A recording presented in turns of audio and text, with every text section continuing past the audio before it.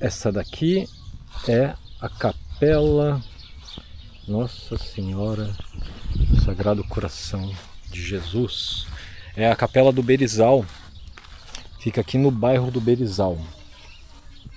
E essa história aqui da capela é bem interessante. Eu vim para cá fazer uma filmagem de drone, né? Então subi lá em cima, né? Perto das nuvens lá, eu tô brincando, para fazer uma tomada aérea, tá? Vindo de cima, pegando ela pela lateral, né? Olha lá. Essa capela aqui fica na área rural de Tremembé, fica em torno das plantações de arroz aqui, beirando aqui a fazenda do seu Pedro Crosariol, né? Deixa eu pôr a câmera aqui. E aqui ó, tá dizendo o seguinte: ela foi construída em 1908, essa capela, né? Mas ali eu tô vendo uma coisa que tá meio estranho, né? Porque eles falam que, né, aqui ó, caracterizada por um estilo eclético. Essa palavrinha aqui é sacanagem, que integra aspectos românicos e traços da arquitetura cisterciense, né? O que acontece? Traços da arquitetura cisterciense, tudo bem, né? Mas essa coisa aqui de românico e eclético, né? Vou mostrar ela aqui mais próxima para vocês verem. Tá vendo aqueles arcos ali, aqueles nichos que estão na parte de baixo, né, ao lado da janelinha? Então, aqueles nichos ali são para sentar azulejos portugueses, tá? Aquelas janelas que estão ali em cima, naquele formato de M ali, né, são janelas no estilo manuelinas, tá? De Dom Manuel, de Portugal, tá? O estilo foi criado por ele lá na época dele, tudo, né? E não tem nada a ver com coisa romana, assim, né? Tanto é que os trapistas, eles não, na época que eles estavam aqui, eles não deviam obediência a Roma, né? Ao Papa. E essa foi uma das brigas que teve aqui na época. Dom Epaminondas, né? Um monte de gente aí da igreja romana começaram a falar que em Tremembé só tinha bêbado lá na Basílica, né? Por quê? Porque o dinheiro que vinha para a Basílica não ia para Roma, né? Então, o dinheiro, a igreja lá da Basílica de Tremembé, o rito dela era rito luso-brasileiro, né? Um rito português. E a primeira Bíblia que teve lá, era tudo português, tá? Português de Portugal. E nessa época aí o Dom Epaminondas soltou um monte de recorte em jornais, né? Se procurar aí vocês vão achar, falando um monte da igreja aqui, da Basílica de Tremembé, das capelas daqui, né? Porque ele queria destruir, ele falou que tinha que acabar. Realmente, ele usou essas palavras, tinha que acabar isso. Por quê? Porque não estava gerando dinheiro, estava tirando clientela da igreja de Roma, né? Você entende? Aí teve toda aquela história lá do Bom Jesus, né? Que o Bom Jesus veio andando de Taubaté para cá, quando, né, o bispo lá de Taubaté veio, pegou o Bom Jesus e levou para lá, né? E aí no dia seguinte o Bom Jesus, né, segundo a lenda aí, ele teria andado a pé até, né, a estátua teria andado a pé até a Basílica de volta, né? Mas daí não aconteceu. Na verdade, o povo foi lá, né, na madrugada, na noite, pegou a estátua de volta e trouxe para cá. E aí, claro, sujou a estátua, né, de barro, porque na época era tudo estrada de barro, a peruca lá de molhada com orvalho e tal, né? Existe a lenda, existe a história real, aí você acredita em qual você quiser, né? Então, só para vocês verem que era muito incisivo a vontade de destruir as capelas de Tremembé e a Basílica de Tremembé, né? Por quê? Porque vinham romeiros de várias partes aí e paravam ali na Basílica e deixavam o dinheiro ali, entendeu? Eles pousavam ali, bebiam da água da bica e tal. Então foi feito de tudo ali, uma politicagem na igreja, e a igreja é muito política, né? Eu falo isso aí com propriedade porque eu já fui seminarista da igreja romana, já estudei aí para essa parte aí eclesiástica, já trabalhei para a igreja romana, né, trabalhei para um bispo, então eu tenho propriedade no que eu estou falando nisso daí, tá, nessa questão da política. E houve várias tentativas, né? Mas voltando aqui para Capela do Berizal, né? Essa daqui, um dado muito importante que eles não colocaram naquela placa de informação, que deveria ter sido colocado, que eu acho que é um dos mais importantes até, né? Deixa eu até ver aqui se não está aqui, para não pecar aí na informação, né? Esse é o entorno. Tá. Aqui está falando outra coisa. Ó. A chaminé em suas proximidades é vestígio arquitetônico desse período. É mentira. Tá? A chaminé está ali. Ó. Aquela é uma chaminé da fábrica de juta, da época do Aldrá. Tá? O Aldrá, pra quem não sabe, a família Aldrá foi quem comprou, né, a fazenda Maristela. Depois que os trapistas foram embora. Ou seja, se o Aldrá veio depois, né, dos trapistas, aquela chaminé não é da época dos trapistas, tá? Ela veio bem depois. E outra coisa, essa chaminé, essa parte aqui que falam que aqui atrás ali dessa capela tem umas ruínas, né? E dizem, né, até hoje que ali era uma fábrica de juta, né? Coisa que é mentira, porque na verdade as instalações eram para frente, né? Tem ali umas ruínas ali, ó, dá para ver, né? Ia ser para lá. Né? E inclusive essa daqui não chegou a funcionar porque foi construída logo no finalzinho dessa empreitada aí da fábrica de juta, tá? Então foi abandonado. Essa chaminé aqui não chegou a funcionar não, tá? E aí esse é um erro crasso, né, na história. A parte da arquitetura também, me desculpe aí os alunos da Unital, os professores da Unital de arquitetura, tá? Mas se vocês tiverem uma referência da arquitetura portuguesa, né? Se vocês tiverem a oportunidade de viajar para Portugal, eu nunca fui, mas eu vejo fotos, vídeos, tá? Uma vontade enorme que eu tenho de ir para lá para conhecer aqueles locais. Mas assim, é só de olhar as fotos, os vídeos, as arquiteturas de lá, tudo, vocês vão bater o olho aqui e vai falar que essa construção aqui ela é portuguesa. Né? E isso daí em outras partes também, até mesmo na igreja, na Basílica de Tremembé ali tem traços portugueses, tá? O relógio, tem muita coisa, embora o relógio é alemão, mas tem um simbolismo ali que já indica que é uma igreja de característica portuguesa, de rito português, né? Luso brasileiro, tá? Então, assim, essa coisa, quando você ouvir falar que a arquitetura é eclética, cara, foge disso daí, porque, meu, dá dor no estômago, tá certo? Eles vieram aqui, fizeram um trabalho de prospecção maravilhoso, né? Vai lá, escava a parede para saber qual tinta que foi usada, a cor, né? Para tentar restaurar tudo, né? Mas para chegar num resultado desse daí, falar que a igreja é eclética, né? Certo? Pelo menos a da Basílica lá passou por várias transformações, né? Mas assim, não foi falado que que tinha no meio dessa coisa eclética aí a arquitetura portuguesa, traços da arquitetura portuguesa, tá? Então assim, fica a dica, tá bom? Aqui, ó, ao lado atrás da capela, dessa capela, tem as ruínas aqui, tá? Pertence ao Nonô hoje, ok? Essa propriedade aqui também era dos trapistas, inclusive a forma como ela foi construída, ó, tá vendo as janelas aqui, né? É igual essas janelas manuelinas aqui, isso aqui é uma só, tá? Aqui em cima, o telhado original na verdade era piramidal, né? Não é assim, tanto é porque os trapistas eles escreviam, né? Eles copiavam documentos, né, os monges, né, essa técnica aí de copiar documento, os copistas, né, eram os monges. Então eles pegavam livros e copiavam, né, à mão, né, porque eles tinham o tempo todo para isso daí, dentro de um cômodo, né? Esse cômodo, quando cai na ordem cistercense da estrita observância dos monges trapistas, eu posso falar que esse cômodo aí era 5x5, tá? Ou 10x10, tal. É sempre um cubo, tá? 10x10x10, tá? Tem um porquê disso daí.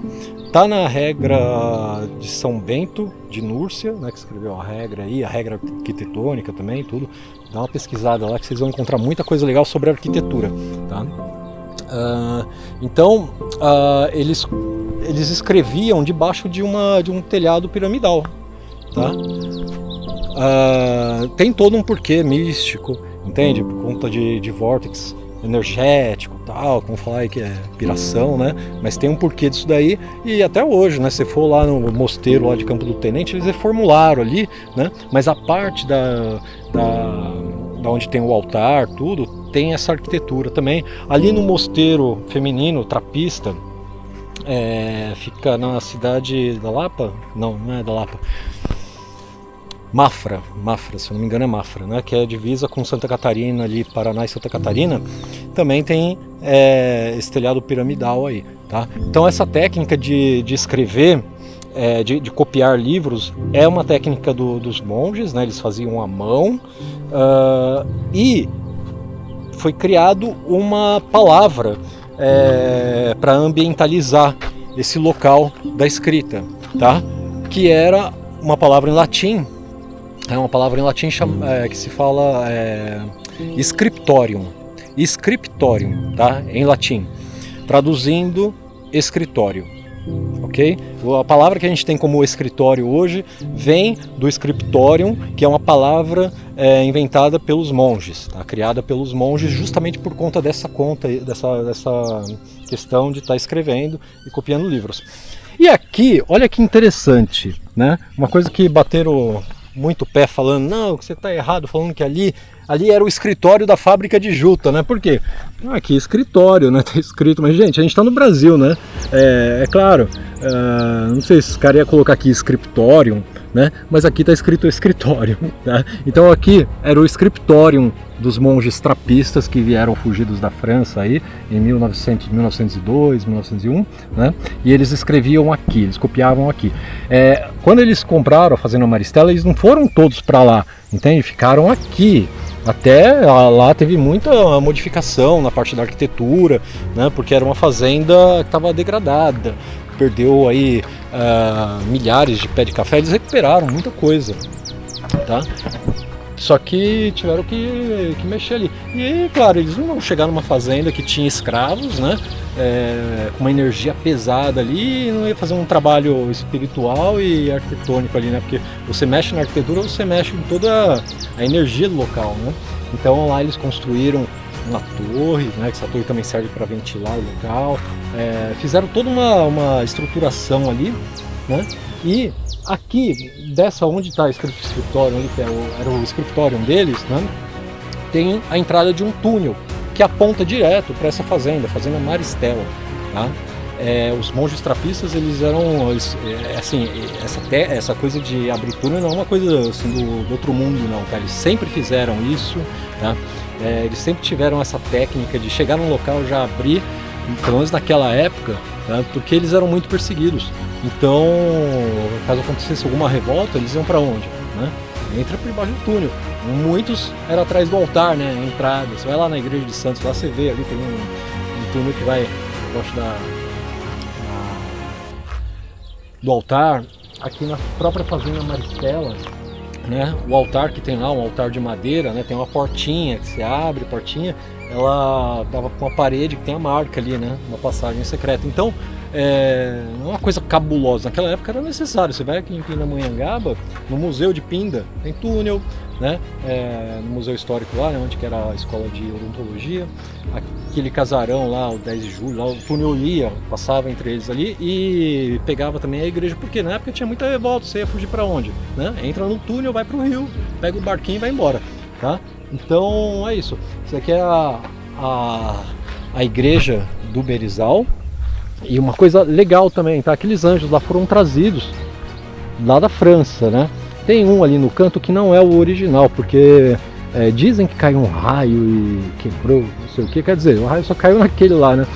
Depois eu peguei um relato com um morador aqui, muito antigo, ele falou que roubaram, ele até falou quem que foi o nome da pessoa, mas parece que essa pessoa aí já foi. Então, aquele lá foi refeito, né? E se eu não me engano, eu não sei quem me falou que talvez esses anjos aí fossem feitos de bronze até, né? Não sei, uma pintura em cima, talvez seja por isso que tentaram roubar, né? Bom, é isso daí que eu falei, porque aqui vai saber. E ali tem a rosácea, né? Em cima da rosácea tem a porta rosácea, em cima da rosácea tem uma cruz, né? Aquela cruz é uma cruz de origem portuguesa ali, né? É uma cruz bem, né? Cruz pátria. É uma cruz que estava nas caravelas dos portugueses quando eles descobriram aqui, né? Quando eles oficializaram o Brasil, né? Então eles oficializaram o Brasil para a igreja não pegar, né? Porque a igreja já estava vindo para cá em peso por conta dos judeus que vieram para cá em 1992, já estavam desembarcando aqui, porque estava tendo a Inquisição lá em Portugal, e os reis de Portugal, né, que tinham acabado de ser convertidos, eles não queriam entregar os judeus, falando, vamos mandar tudo lá para a terra prometida, né, que é o Brasil. E mandaram todo mundo para cá. Então essa cruz que está aqui em cima da capela do Berizal, que não tem nas outras capelas, tá? É uma cruz idêntica àquela que dava nas caravelas dos oficializadores, né, do Brasil, tá? Pedro Álvares Cabral, né, e Companhia Limitada, que na verdade era a Ordem de Cristo, tá? A Ordem de Cristo de Portugal, a Ordem de Cristo que foi formada, né, foi fundada e foi feita depois da queda da Ordem dos Templários, né? Então os Templários foram perseguidos ali na Europa, né, na França e em algumas regiões da Europa. E aí os remanescentes fugiram lá para Portugal, porque Portugal já tinha, né, grande apoio lá já tinha bastante Templário lá, né? Na verdade, os Templários ajudaram a fundar Portugal, né? Então o rei de Portugal naquela época tinha se não foi um templário, se não era um templário, né, ele tinha uma dívida enorme com os templários, porque os templários ajudou a expulsar os mouros lá de Portugal, né? E aí foi fundado lá o reino de Aragão lá, né, em Portugal, então, e aí o que aconteceu? Acabou a ordem templária, no ano seguinte, logo depois, né, que oficializaram lá o fim dos Cavaleiros Templários, né, perseguidos que foram extintos, né, pela Igreja Romana e pelo Papa romano, né, o Papa Clemente V e o Rei Felipe IV da França, né, o Belo. Mas aí eles morreram logo em seguida, morreram logo no mesmo ano, né, que queimaram o Demolay lá, o Jacques Demolay, que era o líder dos Templários. E a Ordem de Cristo foi fundada em Portugal, e o rei de Portugal falou, falou pro novo Papa, né, que assumiu ali, sentou lá no trono de Pedro, falou, olha, vocês agora vão devolver todo o dinheiro que eram dos Templários, vocês vão passar para a Ordem de Cristo, né, vão transferir para a Ordem de Cristo. Então, dinheiro, propriedade e tal, foi tudo transferido para a Ordem de Cristo. Ou seja, os Cavaleiros Templários, eles não morreram, não deixaram de existir, entende? Só mudou de nome. Tá? Então são esses Cavaleiros de Cristo aí, esses, né, da Ordem de Cristo, que são os Cavaleiros Templários, que vieram para cá, né, aquelas caravelas onde tem aquelas cruzes lá. E indo mais lá para trás também, tá? A gente faz um link legal da Igreja do Berizal aqui com os Cavaleiros Templários, né? Por quê? Porque quem eram os Cavaleiros Templários? Eram os monges cistercienses, né? Os trapistas naquela época, né?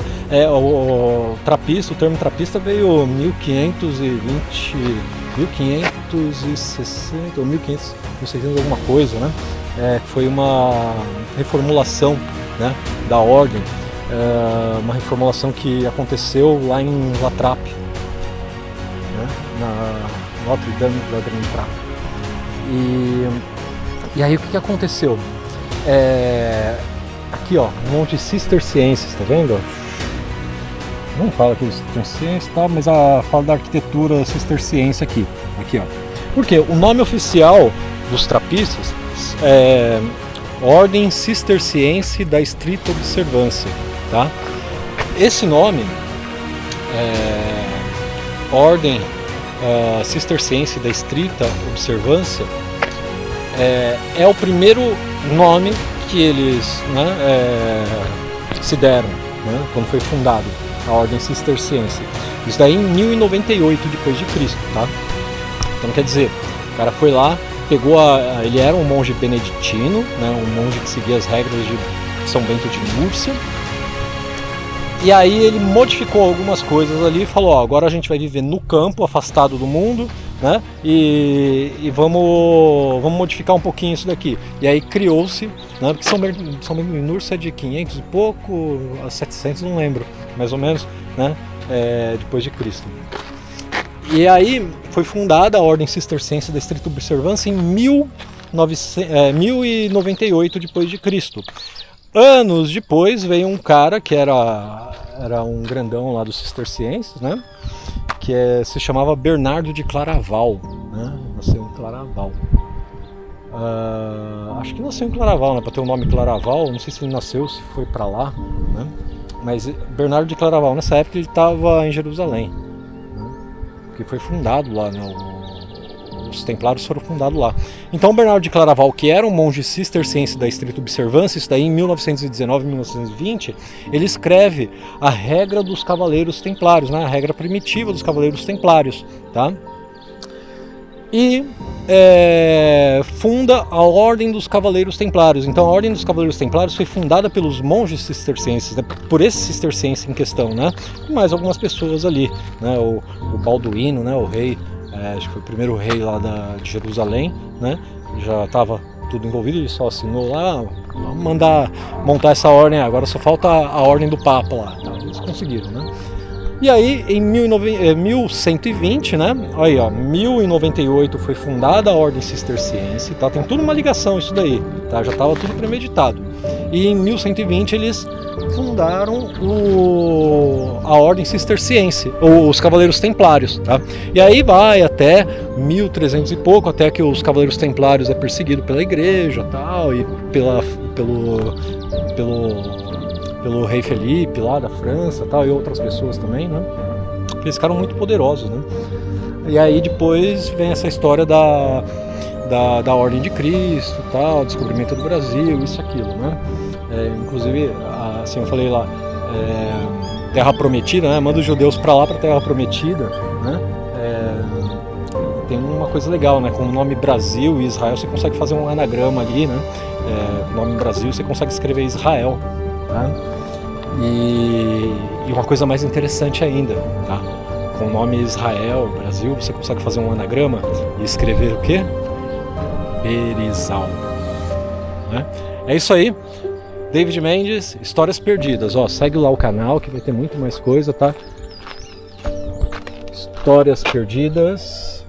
Para quem não tem aqui, ó, é Histórias Perdidas 33, Histórias Perdidas 33, Histórias Perdidas 33, Facebook, Instagram e YouTube. Tem também o TikTok, né? Acho que esse ano aí a gente movimenta mais, mas tem bastante história lá. Inclusive tem a entrevista que eu fiz com os monges trapistas lá no Paraná, né? E logo logo vou estar entrevistando outros aí, tá bom? Tem várias entrevistas, tem muitas entrevistas aí que eu não soltei ainda porque não é o momento, mas tá bom? Vai lá, gente, até mais.